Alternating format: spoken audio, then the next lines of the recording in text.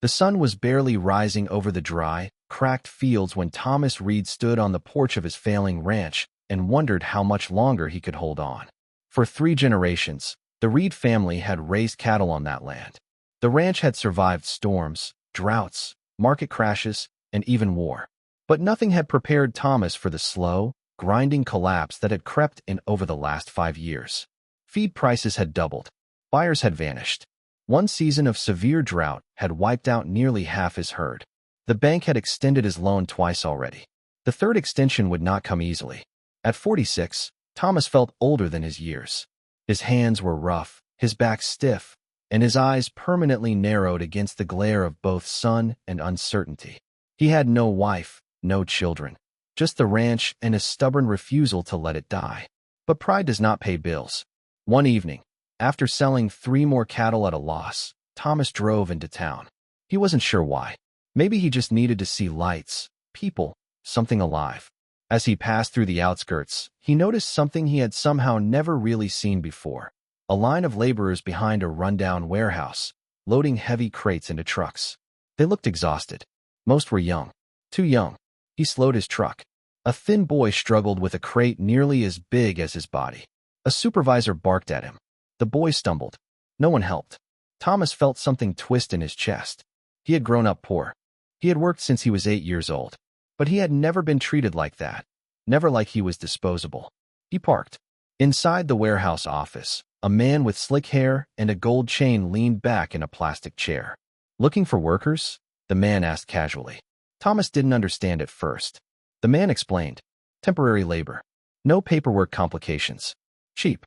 You pay a placement fee, and they work until the fee is repaid. Simple." Thomas felt sick. "They're kids." The man shrugged. "They owe money. Families owe money. We give opportunity." Opportunity. Thomas walked back outside. The thin boy from earlier was sitting on the curb, breathing hard. Up close, Thomas could see bruises on his forearms. "How old are you?" Thomas asked gently. The boy hesitated. 14. "What's your name?" "Daniel." Daniel avoided eye contact. He spoke quietly, like someone used to not being heard. Thomas had no plan. He barely had enough money to save his ranch, let alone save someone else. But something inside him refused to walk away. He went back into the office. "What's the fee?" he asked. The number was outrageous. It would cost nearly the same as 2 healthy calves. Thomas stared at the floor. 2 calves might grow, might sell, might keep the ranch alive another month. But Daniel might not survive another year in that place. Thomas signed. The man smirked as he counted the cash. "You're buying responsibility," he said. "Hope you know what you're doing." Thomas wasn't sure. He did. Daniel climbed into the passenger seat of the dusty pickup truck without speaking. As they drove out of town, the boy stared out the window like he expected someone to stop them. No one did. The first days on the ranch were awkward. Daniel woke before dawn automatically, as if afraid of being punished for sleeping too long. He flinched when Thomas raised his voice, even when it wasn't directed at him. He ate quickly, hiding scraps of food in his pockets. Thomas pretended not to notice at first. He understood shame. He understood survival instincts. Instead of pushing Daniel into heavy work immediately, Thomas started small. Feeding chickens, fixing fence posts together, cleaning tack in the barn. Daniel was strong, but more than that, he was careful. He listened closely. He absorbed instructions the first time. On the 4th day, Thomas handed him a small notebook. "What's this for?" Daniel asked. "For learning," Thomas said. "You can't work this ranch forever without knowing numbers." Daniel's face changed. "I don't go to school." "You do now?" Every evening, after chores, they sat at the kitchen table. Thomas wasn't a teacher, but he knew math from balancing ranch books. He knew reading from years of studying contracts he couldn't afford to misunderstand. Daniel struggled at first. His handwriting was shaky. He mixed up letters. But when something clicked, his entire face lit up. It was the first time Thomas saw him smile. Weeks passed, then months. The ranch was still struggling. Rain still refused to fall. Bills still arrived like clockwork. But something else was changing too. Daniel had ideas. One afternoon, while they were repairing a broken irrigation pipe, Daniel said, "Why don't we collect rainwater from the barn roof?" Thomas laughed. "What rain?" "When it comes," Daniel replied seriously. Thomas stopped laughing. Together, they They rigged up a simple system of gutters and barrels using scrap materials. It wasn't perfect, but when the first storm of the season finally rolled in, they captured hundreds of gallons. It saved the vegetable patch. It saved money. Then Daniel suggested something else. Why don't we sell directly? Thomas frowned. Directly? To people, not just to middle buyers. Daniel had seen how trucks came and went at the warehouse. He understood supply chains better than most adults. He suggested advertising fresh eggs and beef online through local community groups. Thomas didn't even own a proper computer. Daniel learned on an old donated laptop from the town library. He created simple posts. Honest ones. No fancy marketing, just real photos and real stories. Within weeks, neighbors began driving out to the ranch. They liked meeting the farmer. They liked seeing where their food came from. They liked Daniel, who greeted them politely and explained how they collected rainwater and treated the animals humanely. Sales increased, not dramatically at first, but steadily. One day, a woman who ran a small cafe in town tasted their beef and asked if they could supply her weekly. Then a second cafe asked. The bank noticed. But the real change wasn't financial. It was personal. Daniel stopped flinching. He started laughing more easily. He began reading books beyond what Thomas assigned. He asked questions about everything. Why cattle preferred certain grasses, how engines worked, why some clouds meant storms and others didn't.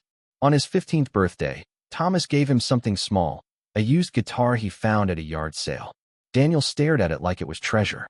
That night, under a sky finally generous with stars, Daniel strummed clumsy chords while Thomas listened from the porch. For the first time in years, the ranch felt alive. Then trouble returned. A government inspection team arrived in town after reports of illegal labor operations. The warehouse was raided. Workers were questioned. Daniel panicked when he heard the news. "They'll send me back," he whispered. Thomas knelt in front of him. "No one owns you," he said firmly. "Not anymore." But legally, things were complicated. The so-called placement fee had no official documentation. It existed in shadows. Thomas did something he had avoided his entire life. He went public. He spoke to a local journalist about what he had seen, about the warehouse, about the children, about how easy it was for exploitation to hide in plain sight. He admitted he had paid to free Daniel. The story spread. Some criticized him for participating in the system at all. Others praised him for stepping forward. Authorities launched deeper investigations. More children were freed. The warehouse owner was arrested. Through it all, Daniel stood beside Thomas during interviews. He spoke softly but clearly about long hours, withheld pay, fear. The community responded in a way Thomas had not expected. Customers increased, not out of charity, but out of respect. People trusted the ranch more. They saw integrity. Donations arrived, but Thomas refused most of them. Instead, he asked for something else, apprenticeship opportunities for rescued teens. Within a year, 3 more boys joined the ranch, not as laborers, but as trainees. They attended school during the day and learned sustainable farming in the evenings. Daniel helped teach them. The ranch transformed into more than a business. It became a second chance. 5 years after Thomas had stood on his porch ready to give up, the land looked different. Green patches spread wider. The herd was smaller than in his grandfather's time, but healthier. The books were balanced. Daniel, now 19, stood taller than Thomas. One evening, as they repaired the same fence they had fixed years before, Daniel said quietly, "Why did you do it?" Thomas didn't pretend not to understand. "You were a kid," he said simply. Daniel shook his head. "You could barely afford it." Thomas leaned on the fence post. Maybe saving the ranch wasn't just about cattle. Daniel smiled. That fall, Daniel received acceptance into an agricultural engineering program. A scholarship covered most of it. The cafe owner had written one of his recommendation letters. On the morning he left for college, Daniel stood in the barn for a long time, running his hand along the wooden beams. "This place saved me," he said. Thomas shook his head. "You saved it too."